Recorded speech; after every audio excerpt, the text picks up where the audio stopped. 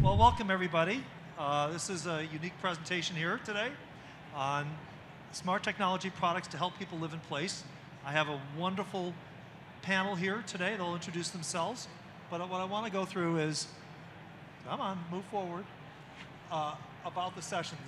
I'm going to stand up here because it's kind of hard for me to see what's up there. Basically, what the sessions is all about is how to make not only your home, but your client's home to be suitable for all needs. And then how to make a home for living in place. So here are my four presenters. We'll let them introduce themselves. But really, what is living in place? A lot of people associate it with aging in place, but aging in place is only for the demographic of like 65 plus. On the contrary, what we look at it is it's like crib to grave. And what I mean by that is some children are born with special needs or on the autistic spectrum, and then you have the unfortunate circumstance of somebody being on their skis or mountain bike or whatever and going head over heels and having a broken hip or whatever, coming home and the house is ill-prepared for them. Or for that matter, somebody who has had a life-changing event, whether it's an accident or medical condition. Somebody came up to me this morning about one of their colleagues, system integrator, who was doing wiring for them, and recently he was involved in a motorcycle accident. Now he's a paraplegic. All of a sudden, his home is not ready for him. So, so these things can make a big difference in people's houses, especially from a smart technology standpoint, because you want to make, as I think you all want to do, is to make the house work for your clients, not the other way around. So in essence, it's not just for seniors, it's for everybody. So how I look at it is a living in place home is accessible, healthy, safe, secure, functional, beauty, and beauty is in the eye of the beholder. Some people don't really care. And then connected, and I like that word connected. Connected not only is the smart technology you guys work with, but also allowing people who are in that home who may not be fully functional to connect with all of their friends, their family, and the like. So the products that are part of this presentation all have features that meet this need.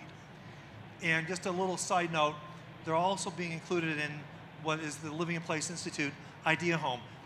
My home was involved in the Marshall wildfire about 20 months ago, and we're rebuilding it with a lot of unique features, designs, and products. And these are some of the companies that are part of that.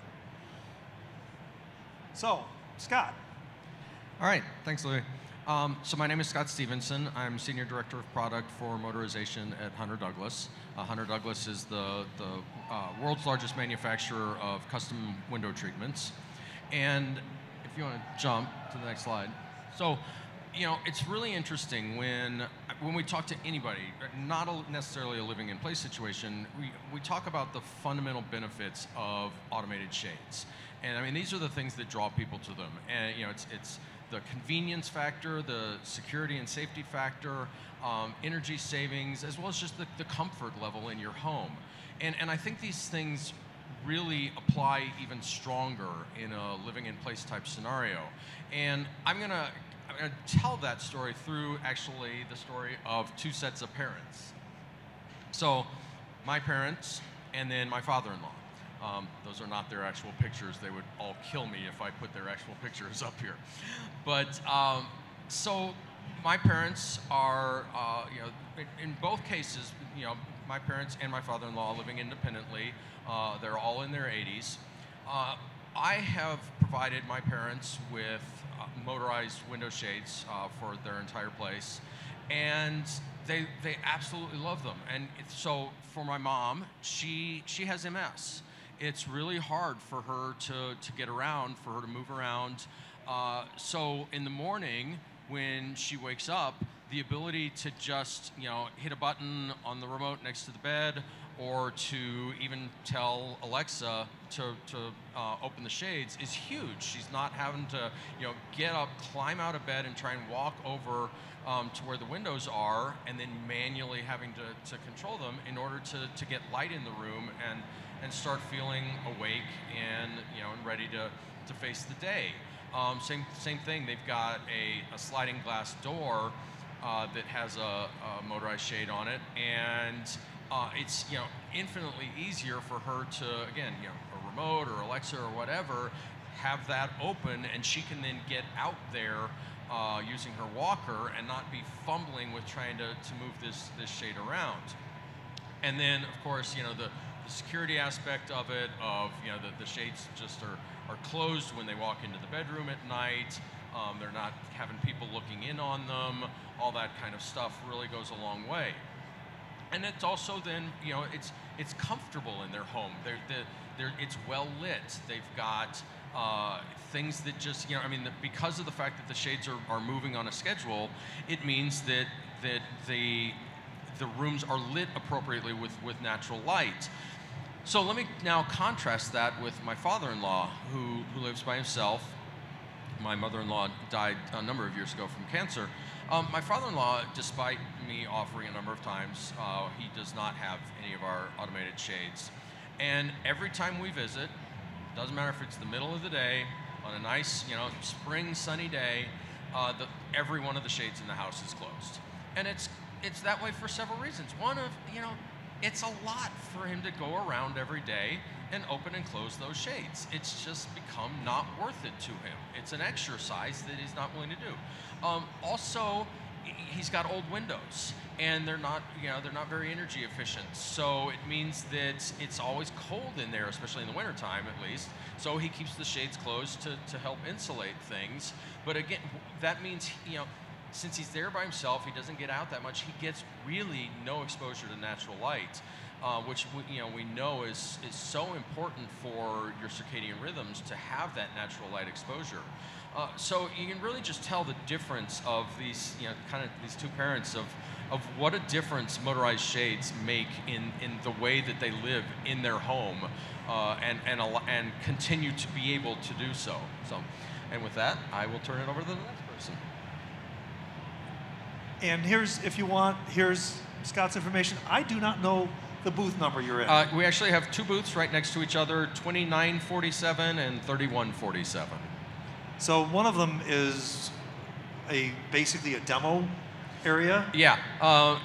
We previewed last year, and this year are officially launching a product called Aura Illuminated Shades, which actually generate light from the shade itself. So it could be 4 o'clock in the morning, and maybe you're a doctor and you got to get up and get off to the hospital. You can awake to, quote, natural light coming through your window, even though it's actually being generated by the shade. And that experience is pretty cool to see, actually, in our booth over there. Casey. Awesome. Thank you, Louie, for having me, and also our panelists for putting together this awesome group. My name is Casey Levy-Tellick. I am Director of Business Development at Josh AI, so I've had the pleasure of working with everybody here on partnership and integration opportunities. You can see us in booth number 3728 for a full demo and to really get the entire Josh pitch, but we can move on to the next slide, and I can kind of get into what Josh is all about. Is that the right slide? It went black. No, it looks good. Oh, there it is. Sorry. Yep. No, next slide. Next one? Yep. So, while Josh entered the market in the CI channel right around 7-8 years ago, we're actually making quite a transformative shift with how we're positioning ourselves. And in a nutshell, the best way I can put it is, Josh is the control system that enables you to interact with your environment however is most natural.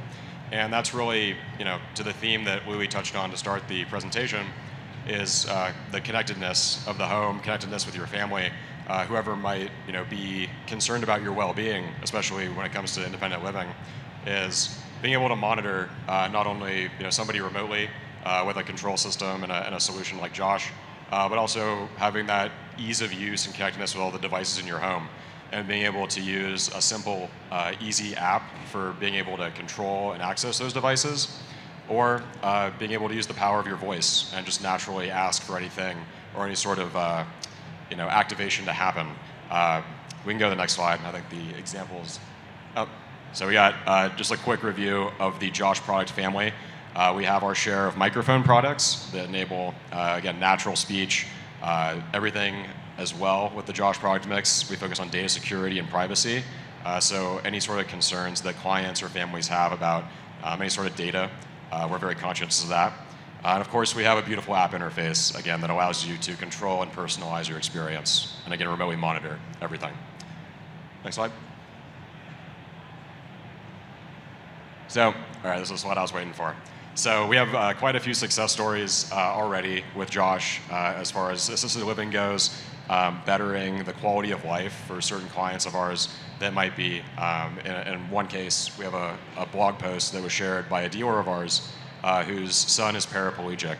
And what Josh has been able to do for them as far as improving their accessibility to different devices in their home, freeing them up to be able to access, and really be able to independently operate.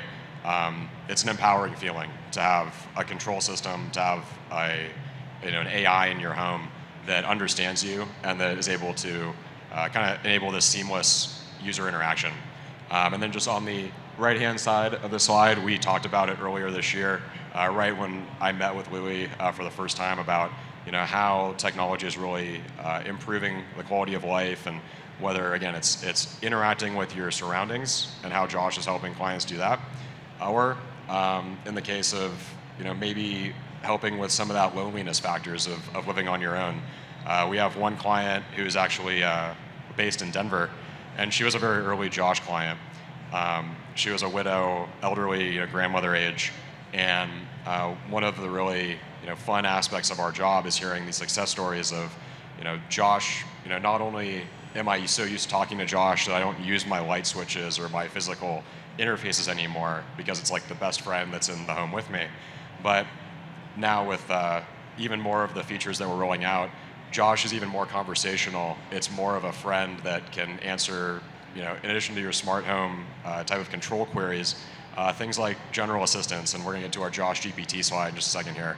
But things that is more of a companion to talk to, which I think is something that, while it's physically the physical connection and that ability to interact in your surroundings is extremely important, especially for this demographic that we're looking at. It's also the emotional factor, and having that assistant that again is able to have a conversation with you, remind you of certain tasks or schedules or appointments that you need to do throughout your day, or even just answer a question, or clarify something about your favorite movie, or a song that might have reminded you of something in your childhood. So again, all the above is part of the Josh experience. You can go to the next slide.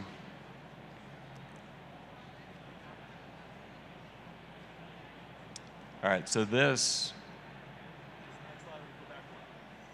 Yep, no, this is a good slide. All right, so this is our. If anybody hasn't been able to check out the Josh booth yet, or might have missed out on our summer reveal event that was a little bit earlier this summer, we launched a feature called Josh GPT, and that's what I'm getting at with kind of what I was talking about with kind of those queries or questions about things, whether it's a movie or an artist, or just something that might be reminiscent of childhood for some of these elderly clients, or just, again, kind of a general question that is more of an interaction or a conversation with another entity in your home, in addition to the smart home accessibility that we offer.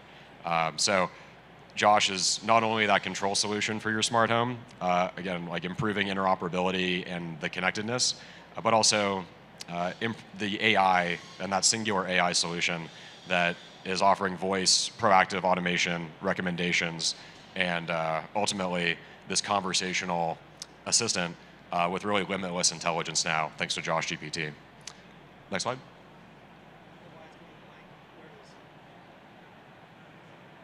Which slide is this?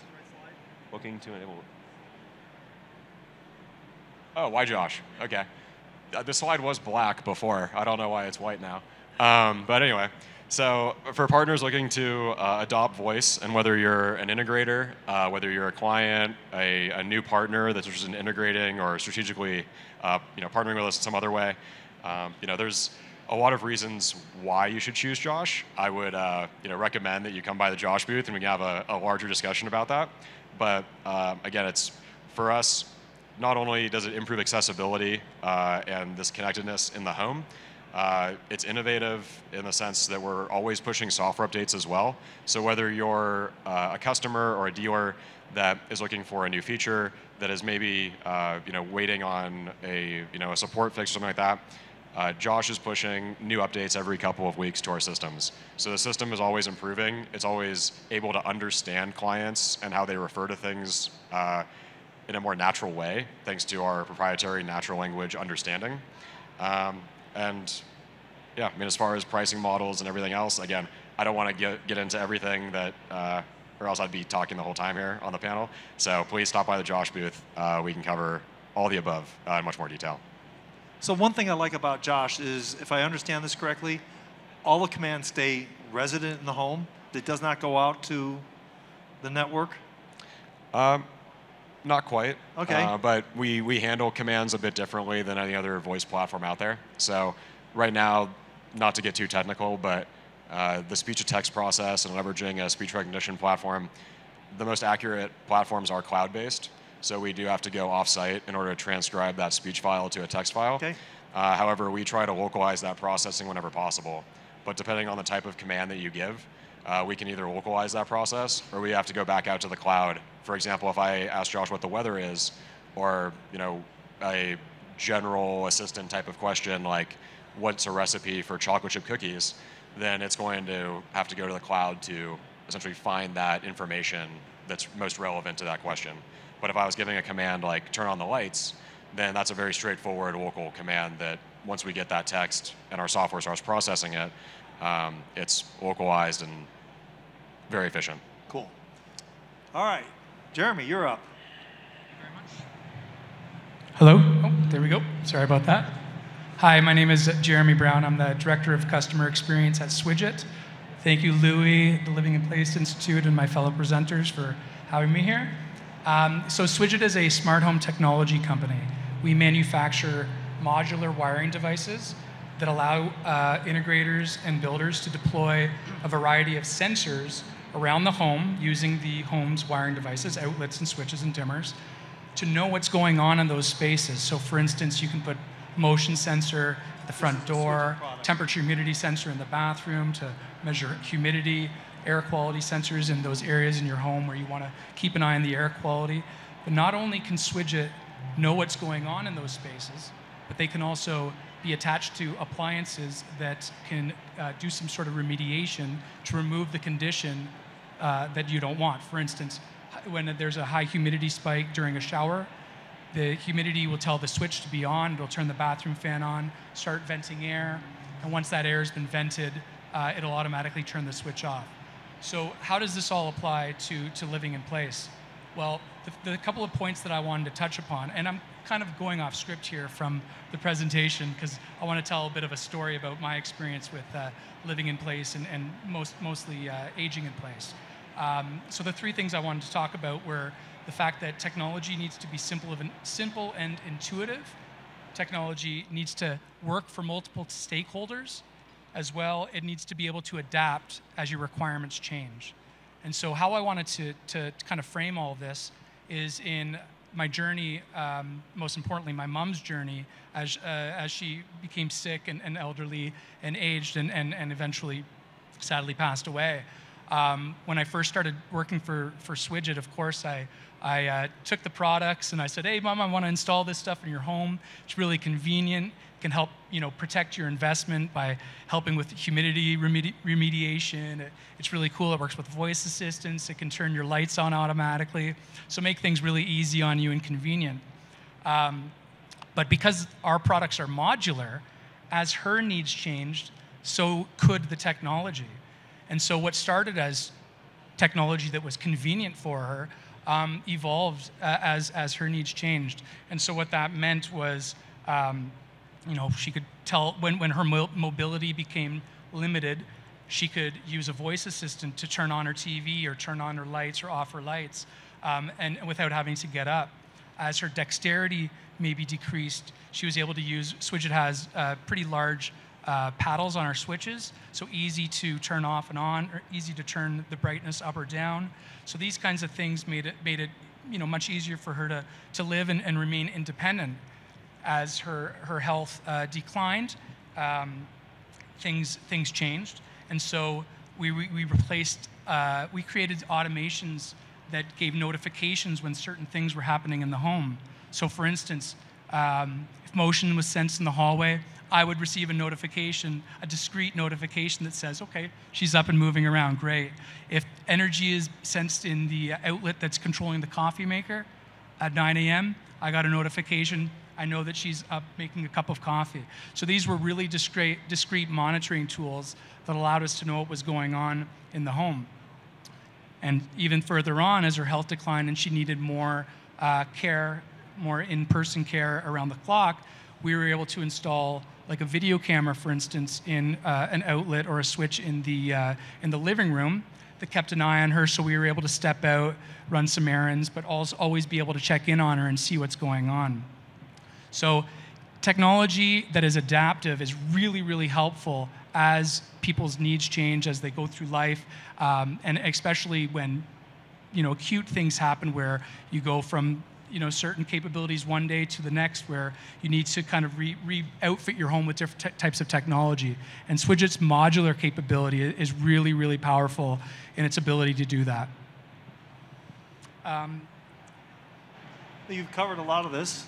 Yes, so I do want to just touch on the how technology is important for multiple stakeholders. So as I mentioned, the products need to be simple and intuitive for the homeowner or the resident, so that, because if it's complicated, it's probably not going to get used and it's going to get in the way. So it needs to be simple and intuitive. But an additional capability is how it needs to help with other stakeholders like loved ones or caregivers. So as I mentioned, I was able to receive these notifications, and as people progress through their capabilities, those notifications can change. I don't need to know every time there's motion, but I can get an alert for a more important thing, like something like someone's out of bed in the morning or during the night, and I can inquire, maybe with a phone call or checking the video camera to see what's going on. So these things are all important for living in place and aging in place. So you definitely went off script here, which is great. Yeah. I like the story you have. It's interesting, the two things that you guys kind of mention or get into is future-proofing. Basically, your technologies allow incremental and perhaps substantial changes easily done. Yeah, so one of there's two really simple ways I can kind of describe that in terms of Swidget. So one of the ways we're really future-proof is in the communication protocol. Right now we're using, all our products are Wi-Fi and Z-Wave products, but as new technologies come along, we don't have to call back an electrician to remove that technology. It's the insert that gets removed, and you upgrade. So we have Zigbee, and when Matter becomes more important, we'll be able to easily swap out the devices for Matter.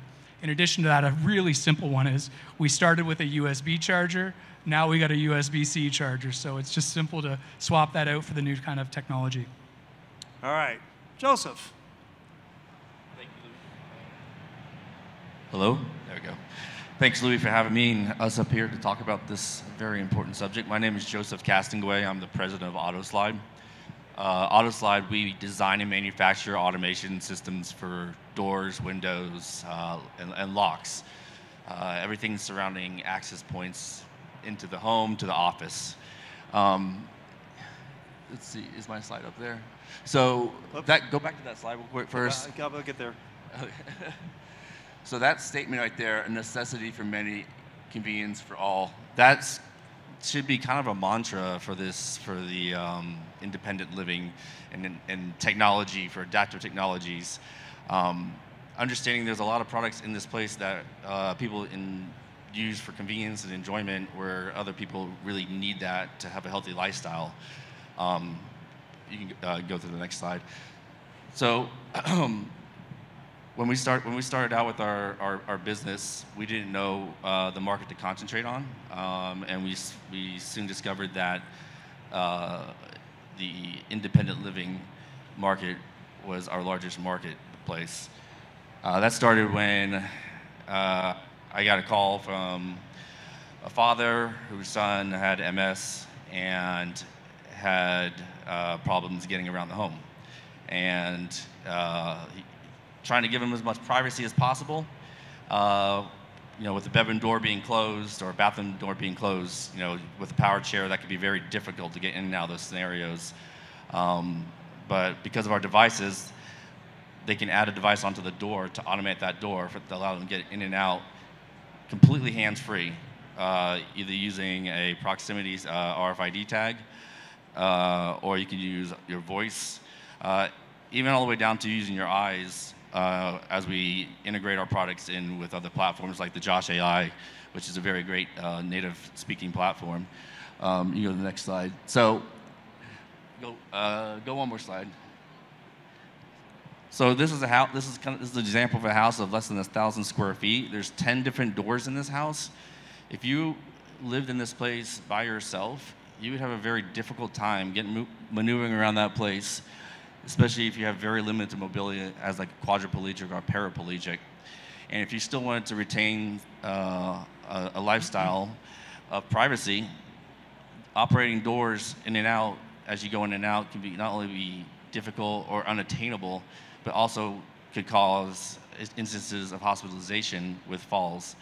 So that's where our products come into play a lot in this marketplace. You can go to the next slide. But I do like the last word you have there. Oh yes, solution. Solution. Yes, AutoSlide equals solution.